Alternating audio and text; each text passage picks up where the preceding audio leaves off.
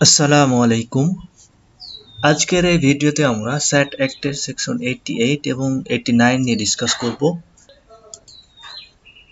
This section deal with transferability of holding of রায়ত। আর আমরা section 82 এর সাবসেকশন 2 থেকে জানতে পারি যে রায়ত মানে হচ্ছে এগ্রিকালচারাল ল্যান্ডের মালিক। সেকশন 88 এ বলা হয়েছে যে একজন রায়ত বা এগ্রিকালচারাল ল্যান্ডের মালিক তার অন্যান্য ইমুভেবল প্রপার্টি যেভাবে ট্রান্সফার করার অধিকার রাখেন, ঠিক একইভাবে এই এগ্রিকালচারাল ল্যান্ডও সে ট্রান্সফার করতে পারে। ওকে, এই ট্রান্সফারের পূর্বে তাকে সরকারের কোনো পারমিশন নেওয়ার প্রয়োজন হবে না। তবে যদি সে সেকশন 22 এর সাবসেকশন 2 তে যে খাস চা বাগানের কথা উল্লেখ রয়েছে, এই চা বাগান যদি সে ট্রান্সফার করতে যায় তাহলে ডেপুটি কমিশনারের রিটেন পারমিশন লাগবে এবং এই ট্রান্সফারের মাধ্যমে যেন ওই চা বাগানের চা উৎপাদন, চা চাষ কোনোভাবেই এফেক্টেড না হয়, অর্থাৎ এখানে টি গার্ডেনের প্রোটেকশন নিশ্চিত করা হয়েছে। এরপরে সেকশন 89, এখানে একজন রায়ত কোন উপায়ে তার এগ্রিকালচারাল ল্যান্ড ট্রান্সফার করবে এই ওয়েটা, এই ম্যানারটা তুলে ধরা হয়েছে। এই সেকশনের সাবসেকশন 1 এ বলা হয়েছে যে এই ধরনের ট্রান্সফার অবশ্যই রেজিস্টার্ড ইনস্ট্রুমেন্টের মাধ্যমে হতে হবে এবং রেজিস্ট্রেশন অ্যাক্ট 1908 এর আন্ডারে এটা রেজিস্ট্রেশন হতে হবে। আর এটা এই ইনস্ট্রুমেন্টে এই প্রপার্টির প্রাইস কত এটা উল্লেখ থাকতে হবে। যদি কোনো সেল প্রাইস না থাকে তাহলে এটার ভ্যালু কত এটা উল্লেখ করতে হবে। এখন প্রশ্ন হচ্ছে যে সেল প্রাইস ছাড়া কিভাবে ট্রান্সফার হতে পারে। আমরা জানি যে গিফটের ক্ষেত্রে উইদাউট কনসিডারেশন ট্রান্সফার হয়। এরকম ক্ষেত্রে কনসিডারেশনের কথা উল্লেখ না করে এই প্রপার্টিটার ভ্যালু কত এটা উল্লেখ করলেই হবে। তারপরে এখানে কিছু এক্সেপশনাল উল্লেখ করা হয়েছে যে যদি এটা উইল হয় বা sale in execution of decree, তারপরে পিডিআর অ্যাক্ট 1913 এর আন্ডারে যে সেল, এই তিনটি ক্ষেত্রে রেজিস্ট্রেশন না হলেও চলবে।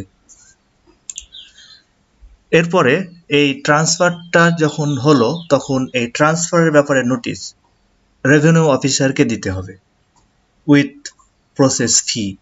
আর এটার উদ্দেশ্য হচ্ছে যে একই জমি যেন দুইবার বিক্রি করতে না পারে কেউ। এখানে জালিয়াতি ঠেকানোর জন্য মূলত এটা করা হয়েছে। এই শর্তগুলো পূরণ না করলে রেজিস্টার কর্মকর্তা এই ইনস্ট্রুমেন্টকে রেজিস্ট্রেশন করবে না।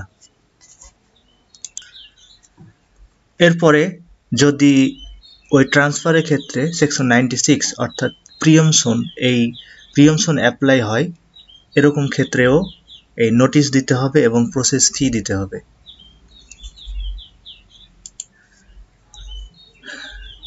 এরপরে উইল বা পিডিআর অ্যাক্টের আন্ডারে যে সার্টিফিকেট এক্সিকিউশনের সেল, এরপরে sale in execution of decree, এই তিনটি ক্ষেত্রে ইনস্ট্রুমেন্ট রেজিস্টার্ড করা কম্পালসারি না, কিন্তু এই ল্যান্ড ট্রান্সফার নোটিশ বা এলটি নোটিশ দেওয়া কম্পালসারি এবং এর সাথে সাথে প্রসেস ফিও দিতে হবে। এমনকি ফরক্লোজারের ক্ষেত্রেও এই নোটিশ দিতে হবে এবং প্রসেস ফি দিতে হবে। এরপরে এই সেকশনের সাবসেকশন 6 এ বলা হয়েছে ট্রান্সফারি বলতে এখানে পারচেসার, মর্গেজি এবং এদের সাকসেসর ইন ইন্টারেস্ট, অর্থাৎ এদের উত্তরসূরিকেও বোঝানো হয়েছে।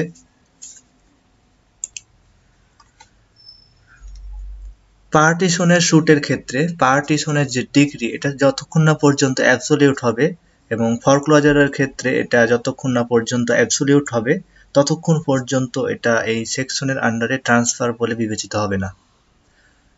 এখন দেখা গেল যে একটা পার্টিশন সুটে ডিস্ট্রিক্ট জাজ কোর্ট প্রিলিমিনারি ডিগ্রি দিয়েছে এবং অ্যাগ্রিভ পার্টি হাইকোর্ট ডিভিশনে গিয়ে আপিল করলো। হাইকোর্ট ডিভিশন যতক্ষণ না পর্যন্ত রায় দিচ্ছে ততক্ষণ পর্যন্ত এটা অ্যাবসোলিউট হবে না। এরপরে যদি হাইকোর্ট ডিভিশনের রায় দেওয়ার পরে যদি অ্যাপিলেট ডিভিশনে যাওয়ার সুযোগ থাকে, তাহলে অ্যাপিলেট ডিভিশন যতক্ষণ না পর্যন্ত এটা ফাইনালি ডিসাইড না করছে ততক্ষণ পর্যন্ত এই পার্টিশনের সুট অ্যাবসোলিউট হবে না।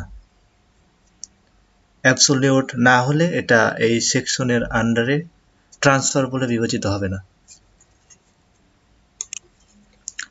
Thank you for watching. Please don't forget to subscribe. Thank you.